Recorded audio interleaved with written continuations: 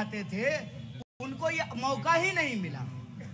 भाजपा यही चाहती है, भाजपा चाहती है कि धीरे धीरे देश के ऊपर लोकतंत्र के अंदर कोई विकल्प बचे ही नहीं। उसका एक उदाहरण मैं आपको देता हूं। दिल्ली में 7 सीट है, 6 सीट पर बीजेपी ने कैंडिडेट बदल दिया। और आपकी जानकारी के लिए आज ही अंग्रेजी अखबार में छपा है, मनोज तिवारी जी सबसे कम काम करने वाले सांसद हैं। मनोज तिवारी ने सांसद निधि के 25 करोड़ को भी ठीक से खर्च नहीं किया। जब हम यहाँ आए और विकास के सवाल को चुनाव का मुद्दा बनाया, यहाँ जो जाम की समस्या है उसको चुनाव का मुद्दा बनाया, जो लोगों के नल में पानी नहीं आता है, नाली से जो पानी बहता रहता है उसको मुद्दा बनाया, अस्पताल का मुद्दा बनाया, सड़कों के चौड़ीकरण को मुद्दा बनाया, डबल पुस्तकों का मुद्दा बनाया। और ये सारे वादे उनके ही वादे हैं जो हमने उनको याद दिलाया। उसका नतीजा ये है कि मीडिया में पहली बार सांसद जी ने कहा कि हम 14,000 करोड़ का काम करवाए हैं। बताइए, 14,000 करोड़ का काम करवाए हैं, दावा करते हैं, और सांसद निधि का 25 करोड़ खर्च नहीं कर पाए। आपको मालूम है सबसे ज्यादा काम किया भाजपा के सांसद डॉक्टर हर्षवर्धन ने। बीजेपी ने उनका टिकट काट दिया और मनोज तिवारी जी को टिकट दे दिया। यह सोचिए कि ऐसा क्यों किया गया है। ऐसा इसलिए किया गया है कि उत्तर पूर्वी दिल्ली में रहने वाले लोगों के बारे में भाजपा यही सोचती है। उनको लगता है वहां तो यही चलता है। अरे साहब, गाना बजाना अच्छी बात है, सुनते हैं, लेकिन सांसद का काम जनता के लिए विकास का काम करना होता है। वो अपने सांसद निधि का पैसा खर्च नहीं कर पाए और दावा करते हैं कि हमने 14,000 करोड़ का काम कराया है। आपने अगर 14,000 करोड़ का काम कराया है तो हमको 14 पत्थर दिखा दीजिए जहां पर सांसद जी का नाम लिखा हो, inaugurated bye honourable member of parliament Shri Manoj Tiwari. हमको 14 पत्थर दिखा दीजिए। झूठ बोलते हैं, और झूठ बोल करके आपको क्या लगता है कि झूठ बोलते हैं आप? आपको लगता है कि आप झूठ बोल करके लोगों को गुमराह कर देंगे। ये हमारे बारे में भी नकली वीडियो बना करके लोगों के व्हाट्सएप पे भेजना शुरू किया। मुझे लगा चलो कोई बात नहीं है, झूठ बोलना इनकी कोई नई आदत तो है नहीं। जब उन्होंने लगातार जारी किया तो लोगों ने हमसे पूछा कि आपके बारे में नकली वीडियो बना करके बीजेपी घुमा रही है। हमने कहा है औकात तो बोलो उसको। अगर हमने गलती की तो किसी चौराहे पे खड़ा होकर के हमको फांसी दे दे, वरना झूठ बोलना बंद करे। उसके झूठ से हमको कोई फर्क नहीं पड़ता है। आप सरकार चला रहे हैं 10 साल से, गृह मंत्री आपके हैं।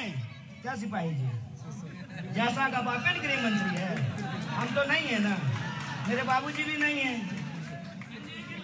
कौन कानून व्यवस्था चलाता है? सरकार चलाती है ना। आप सरकार चला रहे हैं और आप हमारे खिलाफ, आपको कोई सबूत नहीं है। अरे आप तो बिना सबूत को लोगों को जेल में बंद करके रखते हैं। आपने 2 मुख्यमंत्री को पकड़ करके जेल में डाल दिया, हमको जेल में नहीं रख पा रहे हैं।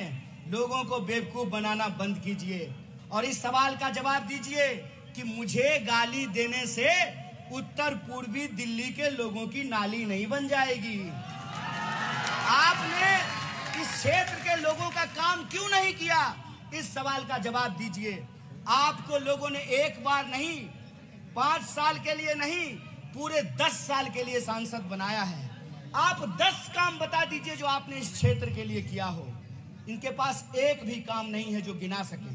अभी जब हम रोज सवाल पूछ रहे हैं 10 दिन से लगातार, तो एक पोस्टर लगाया है इन्होंने और पोस्टर में कह रहे हैं मंडोली की सबोली रेलवे स्टेशन बनवाए हैं। देखे हैं रेलवे स्टेशन? दिखा है? कोई ईंट भी है वहां पे?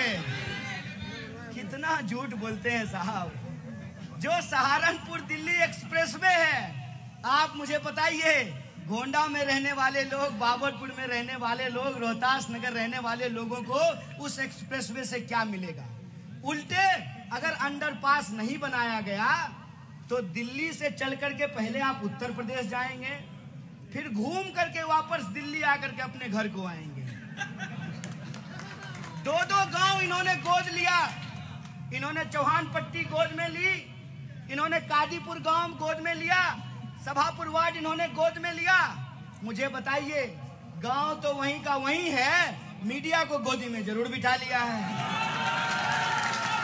अरे सच्चाई दिखाइए, इस क्षेत्र के लोग किस तरह से रह रहे हैं। रोज जाम से परेशान होते हैं, फ्लाईओवर की मांग कर रहे हैं। भजनपुरे जाने वाली जो रोड है उसका चौड़ीकरण नहीं किया गया।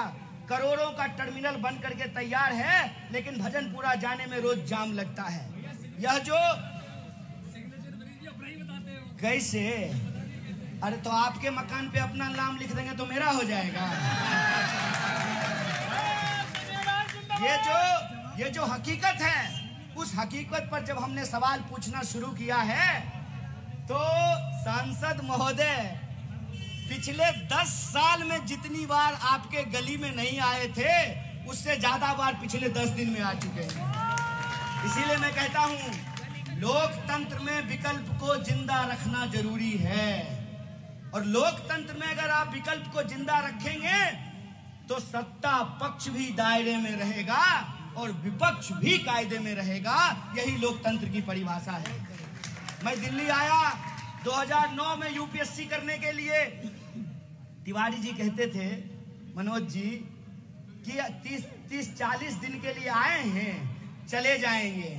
सांसद महोदय, अभी तो हम प्रत्याशी बने हैं तो आपको जो है इस 40 डिग्री में कपकपी छूट रहा है। कांपिए मत, कांपिए मत, कांपने की जरूरत नहीं है। अभी आपकी जानकारी के लिए बता दूं, जब मनोज तिवारी जी सांसद का चुनाव लड़ रहे थे गोरखपुर से योगी आदित्यनाथ जी के खिलाफ समाजवादी पार्टी से, तब मैं दिल्ली में रहा करता था और उत्तर पूर्वी दिल्ली में ही रहा करता था। मैं मुखर्जी नगर के नेहरू विहार जे कॉलोनी में रहता था। इसीलिए गरीबी हमने किताब में नहीं पढ़ी है। हमको मालूम है कि मई के महीना में गटर का नाली महकने क्यों लगता है। जैसे जैसे तापमान बढ़ता है वैसे वैसे उसकी बदबू बढ़ने लगती है। हमको मालूम है कि गर्मियों में लोड शेडिंग होता है और बिजली काट दी जाती है। हमको मालूम है कि हेमा मालिनी जी का कैंट शुद्ध पानी देता होगा, लेकिन इस इलाके में लोग कैंट से शुद्ध पानी नहीं पीते हैं, 20 लीटर वाला बोतल खरीद करके पानी पीते हैं। बोलिए पीते हैं कि नहीं पीते हैं? हमको मालूम है कि अगर आपके घर में कोई दुर्घटना हो, शादी हो, ब्याह हो, लगन हो, तो पानी नल से नहीं आता है, टैंकर से मंगवाना पड़ता है। यह जो हकीकत है क्षेत्र की, उसके बारे में हमको मालूम है। इसीलिए मैं आपसे कहने के लिए आया हूं कि ये वक्त है बदलाव का। 5 साल में चुनाव इसलिए होता है कि अगर आपने काम किया है तो जनता आपको आशीर्वाद देगी। क्या आपका प्रमोशन हो जाए, कल आप SHO बन जाए, लेकिन आप अगर ठीक से काम नहीं करें तो आपका ट्रांसफर कर देना चाहिए ना, है कि नहीं? अगर ठीक से काम करें तो SHO क्यों, इनको ACP बना देना चाहिए, फिर DCP बना देना चाहिए। ऐसा नियम बनाया गया है ना। तो आप बता दीजिए, आप बताइए, सुनिए 1 मिनट। जिंदाबाद, अरे जिंदाबाद बचा के रखना है 4 तारीख को। ये बताइए कि सांसद महोदय ने उत्तर पूर्वी दिल्ली के लिए काम किया है? गाना तो गाते हैं। तो जो करता है उसको उसी काम में ट्रांसफर नहीं कर देना चाहिए? बताइए, ना ठीक से अभिनेता बन पा रहे हैं, ना ठीक से नेता बन पा रहे हैं, तो नेता से ट्रांसफर करके उनको वापस अभिनेता बना दीजिए। क्या कहते हैं आप लोग? क्या विचार है आपका? पक्का? अगर आपने बदलाव का मन बनाया है तो मैं आपसे एक बात कहने के लिए आया हूं। आप बदलाव कीजिए, किसी व्यक्ति को सांसद बनाने के लिए नहीं। आप बदलाव कीजिए अपने मुद्दे के लिए। आप बदलाव इसलिए नहीं कीजिए कि किसी की सरकार बनवानी है, किसी अलायंस को जितवाना है, किसी को प्रधानमंत्री बनवाना है। आप बदलाव कीजिए अपने जीवन से जुड़े हुए मुद्दों के लिए, अपने हक और अधिकार के लिए, अपने आने वाली पीढ़ी के लिए। और इस क्षेत्र के जो मुद्दे हैं, वो मुद्दा ये है कि इस दिल्ली की 7 सीट है, 6 पर कैंडिडेट बदल दिया गया, आपका कैंडिडेट नहीं बदल दिया गया। जबकि कैंडिडेट की रियलिटी क्या है कि कैंडिडेट जब चुनाव लड़ने आए थे तो सबसे गरीब प्रत्याशी थे। 10 साल में उनके खाते में 28 करोड़ पहुंच गया है। कितना? आपके खाते में 15 लाख आया, 2 करोड़ नौकरी मिली, महंगाई तो कम हो गई होगी। अरे क्या बात करते हैं? नहीं नहीं, महंगाई कम नहीं हुई। तो जिनको 450 रुपए का सिलेंडर महंगा लगता था, वो 1100 रुपए का सिलेंडर खरीद करके आह वाह कर रहे हैं। ए भाई, ये नेता लोग बुड़बक बनाएगा, नेता लोग बेवकूफ बनाएगा, गुमराह करेगा। ये वक्त है अपने हक और अधिकार को समझने की। मैं तो भाजपा के लोगों को भी कहता हूं, बदलाव करके देखिए, बदलाव जरूरी है, वरना भाजपा आपके ऊपर मनोज तिवारी जैसे लोग ही थोपते रहेंगे। बदलाव का मन बनाइएगा तो बीजेपी भी अगली बार पीएचडी होल्डर लेकर के आएगी।